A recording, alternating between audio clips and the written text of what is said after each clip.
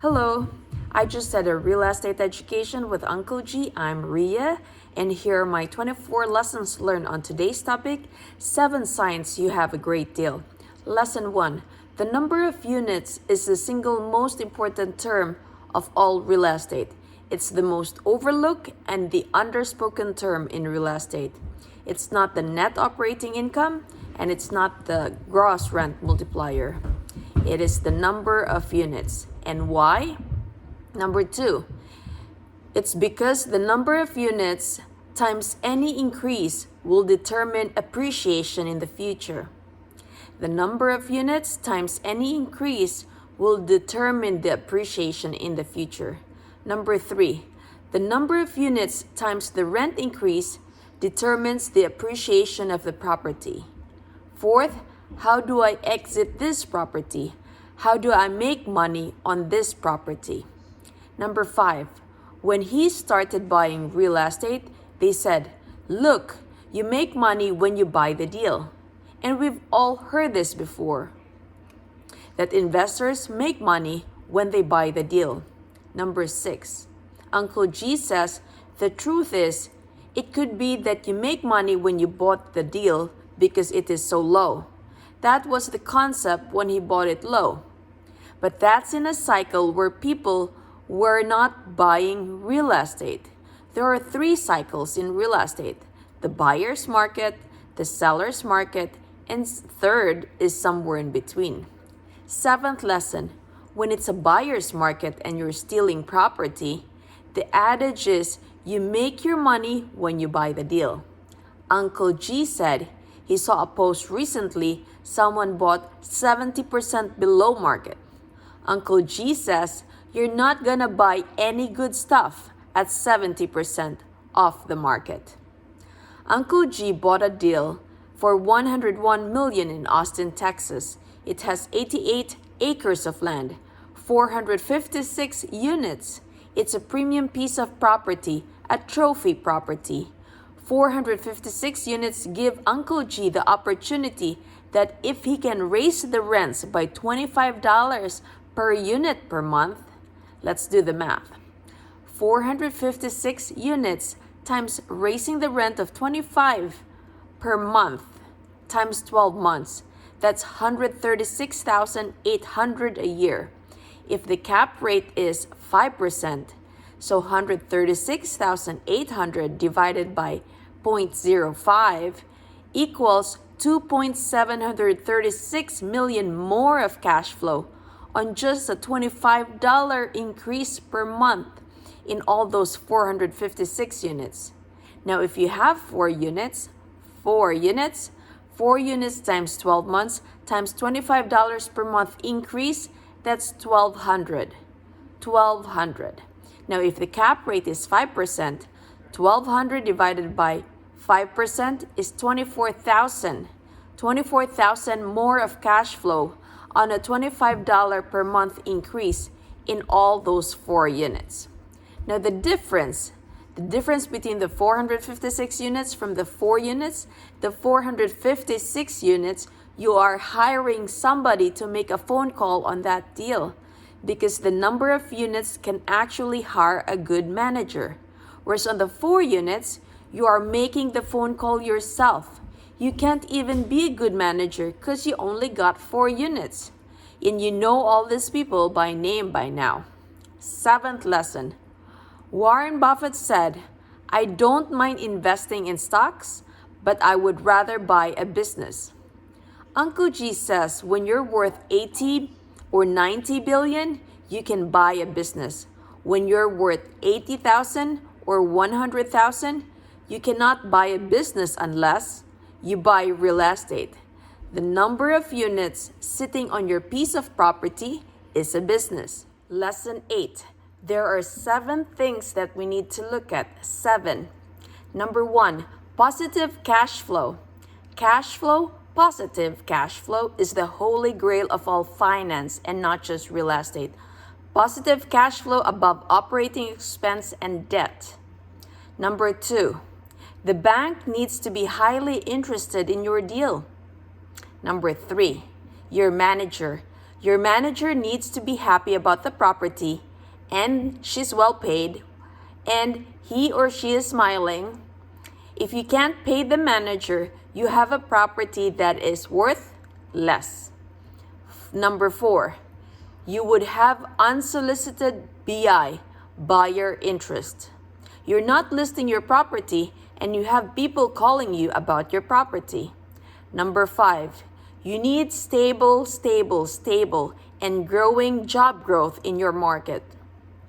Number 6, salary. Salaries need to be 3x or greater, where the tenants earn 3 times the rent. The higher this multiple is, the better the property is. Number 7, location.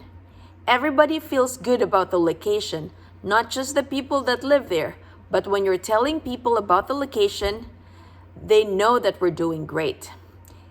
If the location speaks well on the property is going to be a good deal.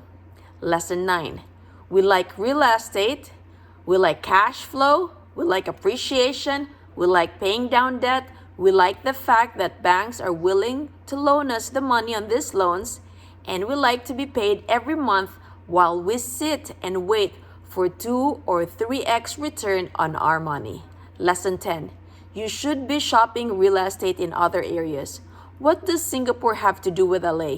If you're in LA and you're shopping in Singapore, is to know where you're at and how other markets are affecting these markets. 11th, Warren Buffett was on CNBC and he said he was surprised how slow housing is recovering in America and how low treasury rates are across the world. He is expressing concerns with the ability for economies to grow again. We are becoming a renter's nation. 12th lesson, our biggest mistake is going to be not buying the deal. 13th, location is sickness. You got to know where to look, where to pick, how to get the debt, how to negotiate it, what the cash flow looks like, your manager who manages the tenant, who audits the rent roll when you're buying the deal to make sure it's legitimate, how do you negotiate with the seller, how do you negotiate with the bank. These are just some of the things we need to learn. Lesson 14. So when you're doing a deal, your ideal first deal should be 3.2 million or more. 15. So many people do $200,000 deal and put 80,000 grand down. Uncle G asks, why are you doing this? Why are you doing this? His answer, it's because we do not understand real estate. That's why we are doing this. We tried to reduce our risk by going smaller, and what we truly did was increase our risk of losing that deal because we do not know what we're doing. Number 16, if that deal is not big enough, when the market goes bad, you lose one tenant out of the 4 units we are now 75% occupied. If you have 100 units and you lose 10 people, you are still 90% occupied and you can make money and you can get cash flow. 100 units will be more desirable in your exit. Lesson 17. If you want to play the big leagues, you either got to read a book or you got to do what he did for 3 years. He walked properties and looked at profits and loss, shopped real estate for 3 years. 150 weekends, all he did Saturdays and Sundays, and any free time he had was shop real estate. Number 18. He would rather have us walk through the profit and loss statements because we will learn more. We should ask, where's the money here? How is this location relate to that location? Why is the $11.20 a rent here too high, but across the street $12.80 is fine? Lesson 19. Warren Buffett said he would rather buy a good business than buy a good stock.